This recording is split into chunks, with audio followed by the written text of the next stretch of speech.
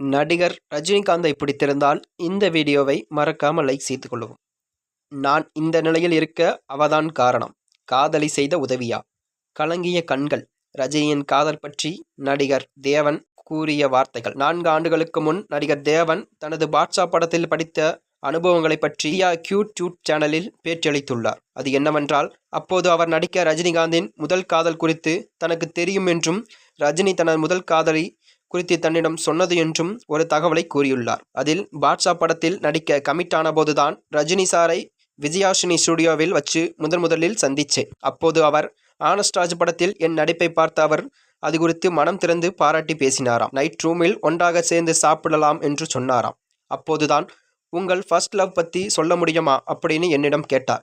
எல்லோருக்குமே இருக்குமே, அதை பற்றி சொல்லிட்டே இருக்கும்போது தான் ரஜினி சார் கொஞ்சம் நல்லாக ஆரம்பிச்சார். உடனே நான், சார் உங்களுக்கு ஃபர்ஸ்ட் லவ் இருக்கான்னு கேட்டேன்.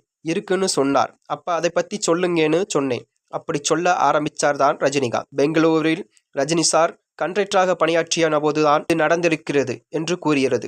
அப்போது டாக்டர் நிர்மலா என்ற பெண்ணை ரஜினி சார் விரும்பியிருக்கிறார். இருவருக்கும் பேருந்தில்தான் சந்திப்பு நடந்திருக்கிறதாம். ரஜினி சார் பணிபுரியும் பேருந்தில்தான் நிர்மலா தொடர்ந்து பயணம் செஞ்சிருக்காங்க என்றும் சொல்லப்படுகிறது. இறுதியில் இருவரும் காதலிக்க தொடங்கியுள்ளனர். ஒரு நாள் ரஜினி நிர்மலாவை தனது மேடை நாடகம் குறித்து சொல்ல அதனை பார்த்தும் அழைத்துள்ளாராம். நிகழ்ச்சியை பார்த்த நிர்மலா ரஜினியின் நடிப்பில் ஈர்க்கப்பட்டுள்ளார் என்றும் சொல்லப்படுகிறது. ரஜினி நடிப்பை வெகுவாக பாராட்டியிருக்கிறார். பின்னர் ரஜினியின் சார்பில் சென்னையில் உள்ள அடையாறு பிலிம் இண்டஸ்ட்ரி நிறுவனத்தில் ரஜினிக்கே தெரியாமல் விண்ணப்பம் செய்திருக்கிறார் நிர்மலா ஆவார். ஒரு நாள் அடையாறு பிலிம் இண்டஸ்ட்ரியில் இருந்து நடிப்பு பயிற்சி எடுக்கணும்னு ரஜினி சாருடைய பெங்களூர் அட்ரஸுக்கு ஒரு கார்டு வந்திருக்காம். இதை எடுத்துட்டு போய் தனது காதலி கிட்ட சொல்லி இருக்கிறார் ரஜினி சார். அதை அப்ளை பண்ணனது நான் தான் அப்படின்னு அவங்க சொல்லியிருக்காங்க. உடனே அங்கே போக தன்னிடம் பணம் இல்லை என்றும் ரஜினி சார் சொல்லியிருக்கிறார் நிர்மலாவிடம். அதை உணர்ந்த அந்த பெண் தனது கையில் இருந்த பணத்தை கொடுத்து சென்னைக்கும் அனுப்பி வைத்திருக்கிறார்.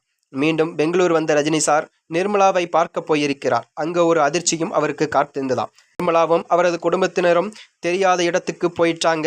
அவருக்கும் தகவல் கிடைத்துள்ளதாம்.